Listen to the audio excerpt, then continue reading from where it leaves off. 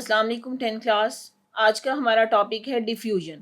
इससे पहले जब हमने चैप्टर की डिस्कशन की है उसमें हमने काइनेटिक पार्टिकल थ्योरी पढ़ी। उस थ्योरी के अकॉर्डिंग हम बार बार एक ही बात कह रहे हैं कि molecules of the gases are in constant state of motion. अब अगर कोई भी चीज मूव कर रही है तो वो स्प्रेड करेगी, वहां से फैलेगी, एक दूसरे के साथ इंटरमिक्स होगी, उनके कोलिजन्स होंगे। तो यहाँ पे जो हमारा टॉपिक है डिफ्यूजन, डिफ्यूजन में ये कहा गया है कि गैस के पार्टिकल या लिक्विड के पार्टिकल्स जब हाई कंसंट्रेशन से लो कंसंट्रेशन की तरफ मूव करें तो इस फिनोमिना को हम बोलते हैं डिफ्यूजन।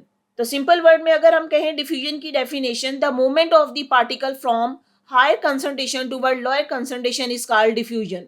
अब यहाँ पे इसकी डेफिनेशन भी देख लेते हैं। Molecule present in the gases are in constant state of motion.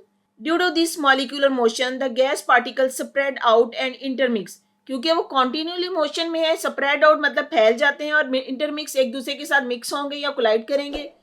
From an area of high concentration to an area of low concentration. अब जो यहाँ पे बात समझने वाली है, हाई कंसंट्रेशन से लो कंसंट्रेशन की तरफ इनकी मूवमेंट, इसको हम बोलते हैं diffusion. This property of gas is called diffusion.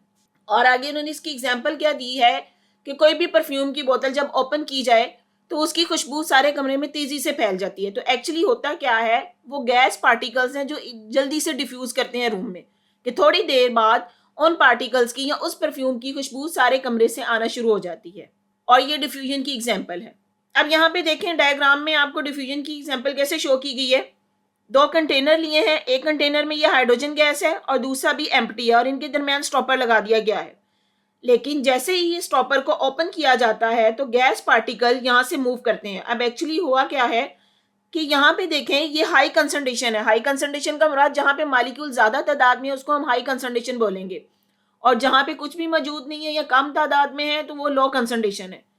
तो जैसे ही हमने स्टॉपर को ओपन किया तो ये पार्टिकल्स की मूवमेंट स्टार्ट होगी लो कंसंट्रेशन की तरफ। तो इसी फिनोमिना को हम कह रहे हैं डिफ्यूजन, कि particles move from high concentration toward low concentration. तो कुछ देर के बाद देखें पार्टिकल इजीली फ्रीली मूव कर रहे हैं कंटेनर के दरमियान। उसके बाद बात करते हैं डिफ्यूजन जो है वो डिपेंड करती है टू पैरामीटर्स पे। वो टू पैरामीटर कौन कौन से हैं?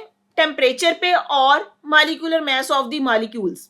तो आप इसको कह सकते हैं कि rate of the diffusion depend upon two parameters. One is temperature and second is molecular mass of particles। जी रेट ऑफ डिफ्यूजन टेम्परेचर पे कैसे डिपेंड करता है? हमें पता है काइनेटिक पार्टिकल थ्योरी के अकॉर्डिंग जब टेम्परेचर इंक्रीज किया जाता है इन पार्टिकल की काइनेटिक एनर्जी इंक्रीज करती है और इनकी मूवमेंट तेज हो जाएगी। तो rate of diffusion directly proportional है टेम्परेचर के साथ। जितना टेम्परेचर बढ़ाएंगे उतना ही रेट ऑफ डिफ्यूजन बढ़ता जाएगा। और दूसरी चीज आती है मॉलिक्यूलर मास ऑफ पार्टिकल।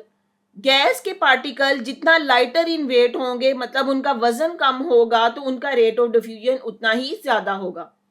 इस एग्जांपल को आप ऐसे समझ सकते हैं कि कोई दो स्टूडेंट लें, एक वो स्टूडेंट जो दुबला पतला से जिसका वेट कम है, और एक वो स्टूडेंट जिसकी सेहत बहुत अच्छी और वो बहुत हैवी मैस है, मीन वो मोटा है। अगर आप उन दोनों की रेस करवाएं तो डेफिनेटली जो पतला स्टूडेंट होगा, जो लाइटर वेट है, वो तेजी से भागेगा, तेजी से उसकी मूवमेंट होगी, लेकिन जो मोटा है उससे जल्दी नहीं भागा जाएगा। तो यहाँ पे गैस के मॉलिक्यूल में भी यही चीज है कि ऐसे मॉलिक्यूल जो लाइटर वेट हैं, जिनका वेट कम है, उनका डिफ्यूजन रेट भी ज्यादा होगा। वो तेजी से भागेंगे, तेजी से मूव करेंगे, तो उनका रेट ऑफ डिफ्यूजन ज्यादा होगा। और वो पार्टिकल जिनकी मास ज्यादा है उनका रेट ऑफ डिफ्यूजन कम हो जाएगा। तो अब जैसे यहाँ पे इस एग्जाम्पल में हाइड्रोजन गैस ली थी, हाइड्रोजन गैस मॉलिक्यूलर मास उसकी कम है, 1 है, तो उसका रेट ऑफ डिफ्यूजन ऑक्सीजन की निस्बत ज्यादा होगा, क्योंकि ऑक्सीजन का मॉलिक्यूलर मास हाइड्रोजन से ज्यादा है। तो जितनी गैस लाइटर इन वेट होगी उसका रेट ऑफ डिफ्यूजन ज्यादा होगा। अब ये एक्टिविटी देखते हैं। एक्टिविटी में क्या है, different gases diffuse at the different rate. क्यों डिफ्यूज करती हैं डिफरेंट रेट पे? क्योंकि इनका रेट ऑफ डिफ्यूजन डिपेंड कर रहा है उनकी मॉलिक्यूलर मास पे। अब एक्टिविटी में क्या कहा गया है कि 100 सेंटीमीटर लॉन्ग ग्लास ट्यूब ली गई और इसके एक तरफ कॉटन प्लच की गई, वो कॉटन जिसको सोक किया गया था, जिसको डुबोया गया था HCl गैस में, और दूसरी तरफ वो कॉटन ली गई जो अमोनिया गैस में थी। अब क्योंकि ये कॉटन सोक की गई थी सोल्यूशन में, तो इनके पार्टिकल्स ने मूव करना शुरू किया जब इनको इस ट्यूब के अंदर डाला गया। तो यहाँ पे देखें, एक तरफ हमारे पास HCl गैस और दूसरी तरफ ये अमोनिया गैस। जब ये ट्रेवल करते हैं तो यहाँ पे वाइट फ्यूम बनते हैं अमोनियम क्लोराइड के। अब इस तरफ HCl गैस थी, HCl मॉलिक्यूल ने जो डिस्टेंस कवर किया है वो तकरीबन है 40.5 सेंटीमीटर, और अमोनिया गैस उसने जो डिस्टेंस कवर किया वो है 59.5 सेंटीमीटर। तो अगर आप यहां पे देखें HCl का मॉलिक्यूलर वेट, क्लोरीन का हमें पता है 35.5 और हाइड्रोजन का 1, तो ये टोटल तकरीबन 36.5 ग्राम इसका मॉलिक्यूलर वेट। जबकि अमोनिया के केस में देखें, नाइट्रोजन का होता है 14 और 3 हाइड्रोजन के, तो 14 प्लस 3 तो 17। तो ये बात यहाँ पे ही क्लियर हो जाती है कि जिस गैस का मॉलिक्यूलर मास या मॉलिक्यूलर वेट लो होगा उसका रेट ऑफ डिफ्यूजन ज्यादा होगा। मीन अब यहाँ पे आपको पता चल रहा है कि उसके मॉलिक्यूल ने तेजी से ये डिस्टेंस कवर किया है, तो ये तेजी से डिफ्यूज की है। जबकि HCl यहाँ पे उसने सिर्फ 40.5 सेंटीमीटर का डिस्टेंस कवर किया, मतलब उसकी स्पीड कम थी। तो इस एक्टिविटी से हमें पता चला कि जो गैस के पार्टिकल्स जिनका वेट ज्यादा होता है उनका रेट ऑफ डिफ्यूजन कम होगा। जैसे यहाँ पे HCl थी, उसने कम डिस्टेंस कवर किया क्योंकि उसकी स्पीड कम थी।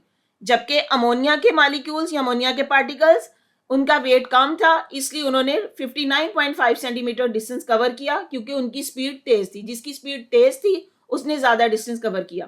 तो इस एक्टिविटी से हमें रेट ऑफ डिफ्यूजन के बारे में पता चलता है। अब जैसे इस एक्टिविटी का इन्फ्रेंस या नतीजा भी बताया गया है, thus the ammonia diffuses faster than hydrogen chloride gas because it is lighter than hydrogen chloride gas। Lighter यहाँ पे क्योंकि हमने इसकी मॉलिक्यूलर मास फाइंड आउट करके देख लिया कि अमोनिया की 17 है, तो ये हाइड्रोजन क्लोराइड की निस्बत लाइटर इन वेट है, तो इसलिए इसने यहाँ पे ज्यादा डिस्टेंस कवर किया और इसका रेट ऑफ डिफ्यूजन ज्यादा है। जी स्टूडेंट, आगे क्वेश्चन देखिए, quick check. Which gas among the following will diffuse at the fastest speed and which will diffuse at the slowest speed under the similar condition of temperature and pressure? अगर temperature और pressure change ना किया जाए तो किस gas का rate of diffusion ज्यादा होगा और किसका कम होगा? तो सिंपल सा मेथड है, हम सबसे पहले इनकी मॉलिक्यूलर मास कैलकुलेट करेंगे, उससे हमें अंदाजा हो जाएगा कि कौन सी गैस का रेट ऑफ डिफ्यूजन ज्यादा है। अब यहाँ पे जो पहली गैस दी गई है नाइट्रोजन डाइऑक्साइड। अब नाइट्रोजन डाइऑक्साइड का देखें, नाइट्रोजन का 14 और ऑक्सीजन 1 मॉलिक्यूल का 16, तो यहाँ पे 2 है तो ये हो जाएगा 32,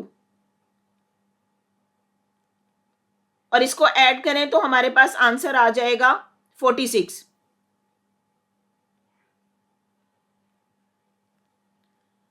जी सल्फर डाइऑक्साइड का देखते हैं, सल्फर का होता है 32 और ऑक्सीजन का भी 2 मॉलिक्यूल है तो 32, ये हो जाएगा 64। अब हाइड्रोजन सल्फाइड का 2 हाइड्रोजन के molecules, 2 for 2 hydrogen atom and sulphur 32, तो यहां पे इसका बन जाएगा 34। अब जिस गैस की मॉलिक्यूलर मास सबसे कम है उसका रेट ऑफ डिफ्यूजन उतना ही ज्यादा होगा। तो यहाँ पे देखें हाइड्रोजन सल्फाइड, इसका यहाँ पे मॉलिक्यूलर मास बाकी दोनों की निस्बत कम है 34, तो इसका रेट ऑफ डिफ्यूजन ज्यादा होगा, it will diffuse at faster speed.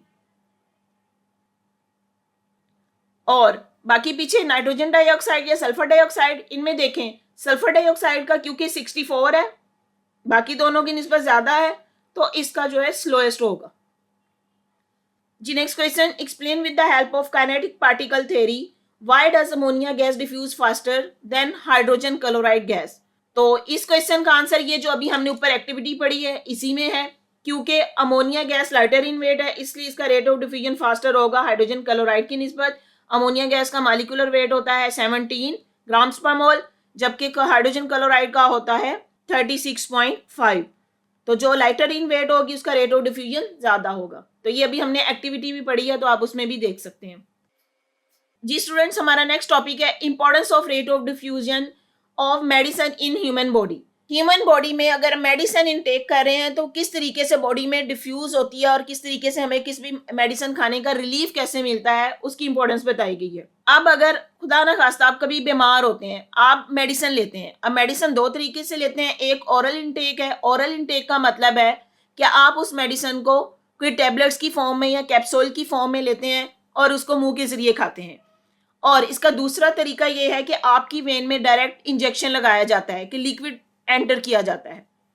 अब दोनों तरीकों में रेट ऑफ डिफ्यूजन कैसे इफेक्ट करता है और किस तरीके से आपको रिलीफ मिलता है। जी, जब आप मेडिसिन ऑरली इंटेक करते हैं, ऑरली इंटेक करने का मतलब है आपने मुंह के जरिए कोई भी टैबलेट कोई खाई है। अब जो टैबलेट आपने इंटेक की है वो आपके स्टमक में जाएगी, वहां पे डाइजेशन का प्रोसेस होगा और वहां से ये ब्लड स्ट्रीम में एंटर होगी और हमारे उस पार्ट तक पहुंचेगी जिसको रिलीफ चाहिए। तो एक्चुअली यहाँ पे ये देखते हैं कि जो मेडिसिन हमने ली है, how quickly they are absorb in the blood. अब एब्जॉर्ब ब्लड में होगी, ब्लड में किस तरीके से एब्जॉर्ब होगी, बाय डिफ्यूजन। तो जितनी क्विकली उसकी एब्जॉर्प्शन होगी, उसका रेट ऑफ डिफ्यूजन ज्यादा होगा, उतना ही ज्यादा हमें रिलीफ मिलेगा। और अगर कोई मेडिसिन हम लिक्विड फॉर्म में लेते हैं, जैसे मैंने अभी एग्जांपल दी कि आपको इंजेक्शन लगता है या कोई ड्रिप लगती है, तो वो क्योंकि लिक्विड फॉर्म में डायरेक्ट आपकी वेन में एंटर किया जाता है, वो मेडिसिन डायरेक्टली आपकी वेन में एंटर की गई है, उस वक्त उसका रेट ऑफ डिफ्यूजन डिफरेंट होगा। डिफरेंट कैसे होगा? क्योंकि वो आपकी ब्लड स्ट्रीम में डायरेक्ट एंटर की गई है, जल्दी से वो उस एरिया तक पहुंचेगी जहां पे हमें रिलीफ चाहिए। मतलब आपकी बॉडी में कहाँ पे कोई इन्फेक्शन है, उसको रिलीफ मिलना है, तो मेडिसिन डायरेक्ट आपकी बॉडी में एंटर की जाती है थ्रू इंजेक्शन। तो वो जल्दी से, क्योंकि आपकी ब्लड स्ट्रीम में डिफ्यूज कर जाती है, उसका रेट ऑफ डिफ्यूजन ज्यादा होता है, इसीलिए वहां पे आपको रिलीफ ज्यादा मिलता है। एक्चुअली इस टॉपिक में आपको यही बताया गया है कि कितनी तेजी से, कितनी फास्टर स्पीड में मेडिसिन आपके ब्लड में डिफ्यूज करेगी, उतना ही जल्दी आपको रिलीफ मिलेगा। जैसे अगर खुदा ना खास्ता किसी को कोई एलर्जी हो जाए, तो एलर्जी के लिए फौरन से एंटी एलर्जिक इंजेक्शन लगाया जाता है। तो उसमें क्या आता है, उसका मकसद ही ये होता है कि इंजेक्शन लगाने का कि वो आपकी ब्लड स्ट्रीम में जल्दी से डिफ्यूज हो जाए और आपकी इस बीमारी को या इस जो भी आपको एलर्जिक रिएक्शन हो रहा है उसका ट्रीटमेंट किया जा सके। तो सिंपल वर्ड में आप कह सकते हैं कि ये डिफ्यूजन है जो एक अपना इंपॉर्टेंट रोल प्ले करती है कि कोई भी मेडिसिन हमारी बॉडी में जब जाती है तो थ्रू डिफ्यूजन हमें रिलीफ प्रोवाइड करती है। जी स्टूडेंट्स, अगर आपको मेरा लेक्चर पसंद आया है तो मेरी वीडियो को लाइक करें, अपने फ्रेंड्स के साथ शेयर करें, मेरे चैनल को सब्सक्राइब करें और बेल आइकन पे क्लिक कर दें ताकि हर आने वाली न्यू वीडियो सबसे पहले आपको मिल जाए। Thank you. दुआओं में याद रखिए। अल्लाह हाफिज़।